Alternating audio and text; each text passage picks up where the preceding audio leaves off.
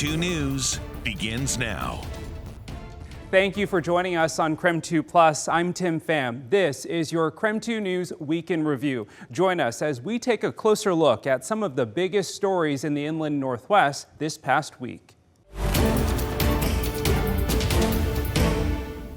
The new trial location in Boise is 300 miles away from where the crime occurred. This new ruling means all future proceedings in the case will be held in the Ada County Courthouse under 4th District Judge Stephen Hippler. This is something Kohberger's defense team has been asking for since January. Nothing unusual about that here.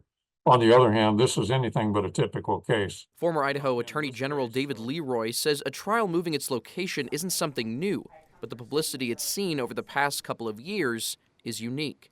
Kohberger's defense team fought for the relocation of the trial, arguing a close-knit community in Moscow, combined with the amount of news coverage, wouldn't make it possible for an impartial jury.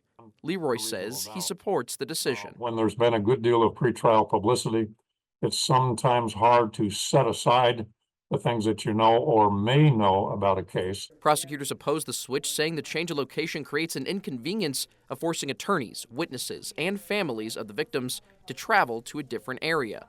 Leroy says the change and what's to come of it financially is dependent on both Latah and Ada counties. Ada County provides the site, and Latah County will transfer people back and forth, pay the lodging costs, the transportation costs, and unfortunately suffer the inconvenience of a trial 300 miles from home. Leroy says the change in location will not change what's already been done. The case will continue in due course with Judge Hippler, who is an experienced judge, who will keep good control of the courtroom and will have the benefit of all the prior rulings in this case, simply to go forward from this point to a fair trial.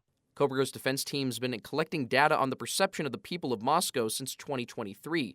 A poll found 66% were likely to already think Kohberger is guilty. That's not the case in Ada County. But they did not have that intimate connection, and they did not feel emotionally invested in the case so much as did the people in North Idaho. Leroy says the case now has a greater ability to be unbiased, saying whatever perception there is, Kohberger, like any defendant in a case, is entitled to their day in court. We also received a statement from Shannon Gray, an attorney representing the Gonsalves family, saying in part, "While we still believe a fair trial could have been possible in Latah, we are confident the physical location of a trial will make no difference in the end." Kohberger's arrest occurred 6 weeks after the killings. The trial date is set for June of 2025. In studio, Connor McAvoy, KREM 2 News. Now, we don't know a lot of information at this time because crews are still on scene investigating. 2 people are in critical condition tonight and 2 more people are believed to be missing and presumed dead inside of the gas station. This is what is left after that gas station exploded on Highway 11 in Clearwater County in north central Idaho. A call came in on Wednesday reporting the explosion at around 3 in the afternoon. A fuel tanker was offloading fuel at the station when the explosion happened, according to a trucking official, but it isn't yet known what caused the explosion. Now, we have been on scene for the last couple of hours, but when we got here, the fire looked like it was out. Multiple agencies are on scene at this time investigating, including the Idaho State Fire Marshal's Office and the Alcohol, Tobacco, and Firearms agents. Clearwater County Sheriff's Office says that the 2 people burned were transported by helicopter to a Seattle hospital and are in critical condition. As we mentioned, it's believed that there may be more people inside of the building as well.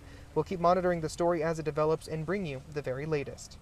In Clearwater County, Christian Garza, KREM 2 News.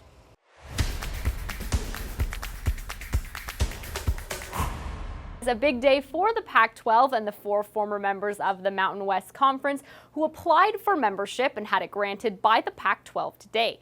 They will begin Pac-12 play in 2026.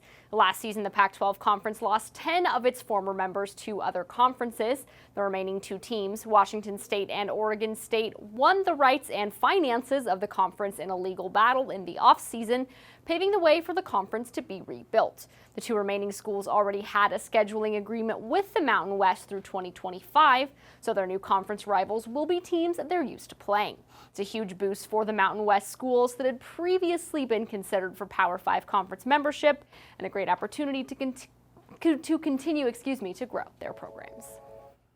I think it was finding, like-minded institutions that have been, investing in their athletic programs and recognize, that in this day and age of college athletics, like we need to be innovative, we need to be, kind of bold and aggressive, but also need to kind of remain intact with, who we are as institutions and athletic departments. I know that's one thing that's been really important for Washington State going forward, is just continuing to remain true to, what's made Washington State a special place and not, kind of getting sucked into the fray, so to speak. And so, I think just that, promoting, the mission of higher education, through sport, and just finding schools that were like-minded in that respect, I think. The move provides a lot of opportunity for the new member schools, but it does come with a hefty price tag. The member schools must pay $18 million for leaving, and the Pac-12 must pay $43 million for poaching the 4 schools. The revenue given to Washington State and Oregon State may help subsidize the move, but details involving finances have not yet been worked out. In the newsroom, Caitlin Galloway, KREM 2 Sports.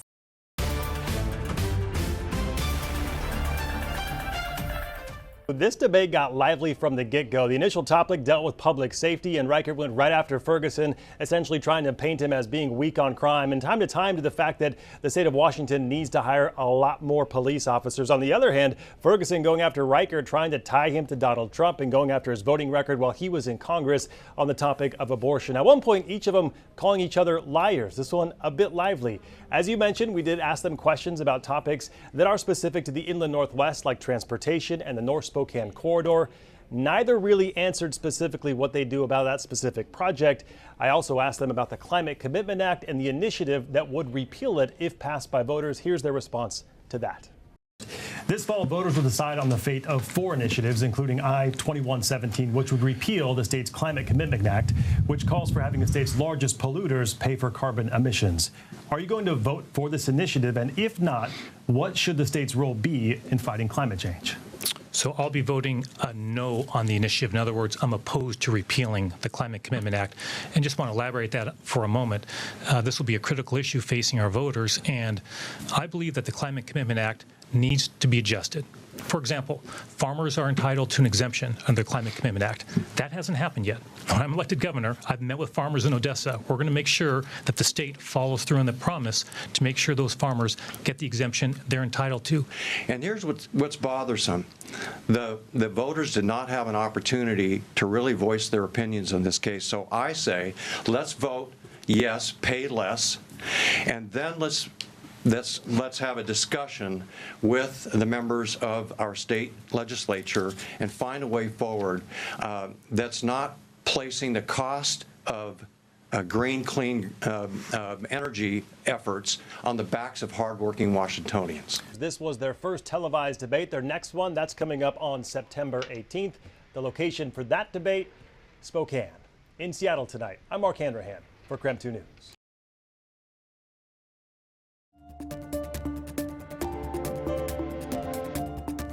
Close to a week ago, Zona Blanca owner Chad White posted on social media that the business would be closed for the day due to vandalism. And just 4 days later, he posted on social media again saying that the business would be closing its doors for good. And it was pretty demoralizing, especially when you looked at the video and you could kind of see people coming and going throughout the night. More than 100 community members, city leaders, and small business owners showed up both in support of Chad White and alongside him to tackle the issue behind the recent closure of his business, crime in downtown Spokane. We, as a community, have to work together beyond just our elected officials. It's unacceptable, and we cannot allow it to continue. Councilmember Jonathan Bingle held a press conference in Zona Blanca and touched on solutions like prioritizing police resources to high-crime areas, potentially adopting a repeat offender policy, cracking down on open drug use, and enforcing Proposition 1, which keeps people from camping on public property. When a business suffers, it's not just numbers on a ledger. It is someone's livelihood. It is their passion and their vision for this community's future.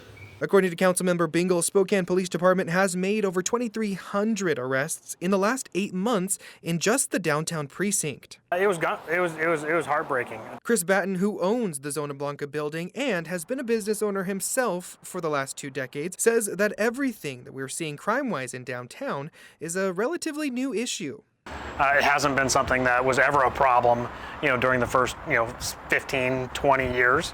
And it's just gotten worse and worse over the last year or so. Throughout its years of service, Zona Blanca has been recognized by the city for raising over $150,000 for local nonprofits. At the conference, White took the stand to say that more community members need to be aggressive on these issues, because at the end of the day, accountability is another form of love to help everyone involved.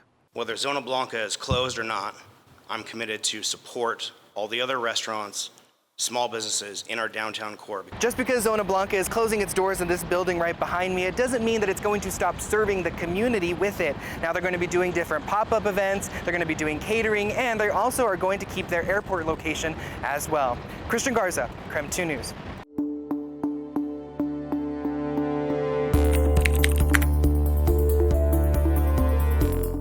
Whether you're walking to go see a show, or getting your hair cut at your favorite salon, or grabbing a cup of coffee at your favorite coffee shop, nobody wants to think of crime when they think of downtown.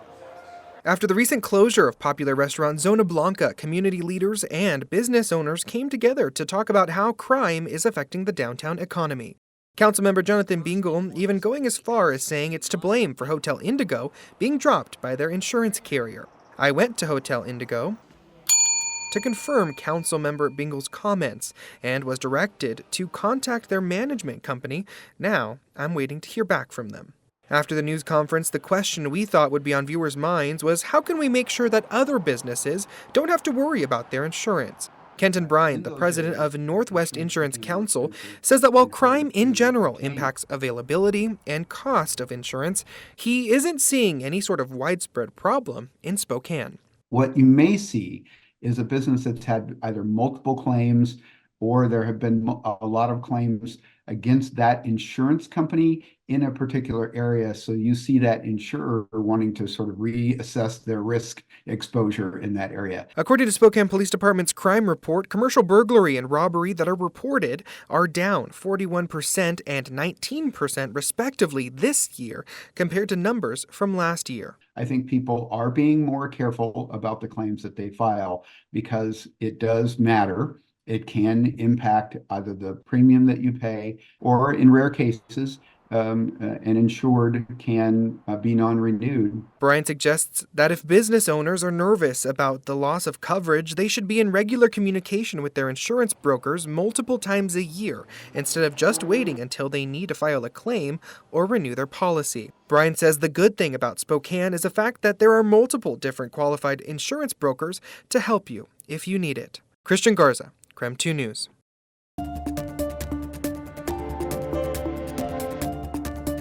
According to Spokane Mayor Lisa Brown's office, the track shelter is set to close at the end of October. The track, short for Trent Resource and Assistance Center, opened up 2 years ago under former Mayor Nadine Woodward's administration. Mayor Lisa Brown made closing the shelter one of her campaign promises. After taking office, she announced last spring the intention to close the track and move towards a scattered shelter model. And the idea here is that individuals will come and stay with their own space for a limited amount of time while they are assessed and navigated in coordination with our many nonprofit providers. A city spokesperson told KREM 2 this scattered site model would mean they'll have sites tailored for specific groups dealing with homelessness. Examples would be sites for young mothers and different sites for people in recovery. The mayor's office says they plan to announce specific locations soon. In addition, the city says the scattered shelters would technically be considered low barrier, but that'll be specific for different groups, such as with different requirements for seniors compared to younger people in need. On Monday, Spokane City Council discussed a 1-month extension to the track contract during the city's Urban Experience Committee meeting. I mean, right now, track is set to close October 31st, and that is that's the timeline by which the whole community is operating right now. City documents laid out the ramp-down plan for the track shelter, with the number of beds dropping down to 175 by September 16th, 75 by October 15th, and 0 by the 1st of November. In Spokane, Cody Proctor, KREM 2 News.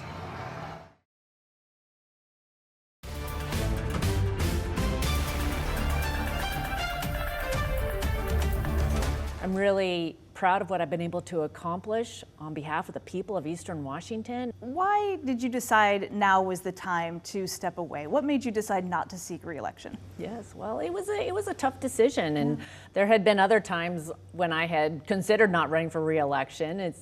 I never imagined that I would serve in Congress as long as I have, and there was going to be a new era in Washington, D.C., and I thought, you know what, this is just a good time for me to come home. What are you most proud of? Oh, it's hard to nail down one thing, but I hope that people see me as a representative that they can trust and that cared. Politics has changed a lot in 20 years. Right now, it feels like voters on both sides share a lot of frustration. What is your message to voters here in Eastern Washington? My message to them is that our form of government is unique in all the world. The United States, that leadership matters, American leadership matters. I want them to believe in the amazing institution of Congress, and this is it's especially important in representative government that they vote and that they make their voice heard, and you know, never underestimate the power of a few people to make a difference. What do you think moving forward will be the biggest challenges for the next person that holds this seat? Oh, I think that I think it's just going to be the challenges of making sure that they listen to the people and learn these issues and take them back and serve in the House of Representatives. I do remember when I was first sworn in. Thank you, Eastern Washington. It is my honor to represent all of you. And I looked over, you know, across the House, and you're looking at 435 people, and just the reality of, okay, this is a lot of people to get to know. So you're building relationships, and that takes time. So that's one of the biggest challenges. And then this is one of the largest districts in America. So traveling this district and getting to know people, but relationships are going to be most important for whoever serves in this position, both here in Eastern Washington and in DC. What's next for you? Where will we find you in January? In January, I'm going to be home in Spokane, Washington. More present with my kids and my family, probably helping take the kids to all their activities. What do you think that you will do? What's the next step for you? Right. I'm still exploring what that looks like. There's a lot of different options, but it's going to mean I want to be here in Spokane and want to be involved in continuing to make a difference. My heart's full with gratitude for me. It's been just an amazing journey to think, you know, going from Kettle Falls, Washington as a farm kid, working alongside my brother and parents on our orchard and fruit stand, to serving in Congress all these years. It's just been an extraordinary experience, an honor for me to serve and represent the good people of Eastern Washington. And I cherish these years, and I'm very proud to have had this honor to serve.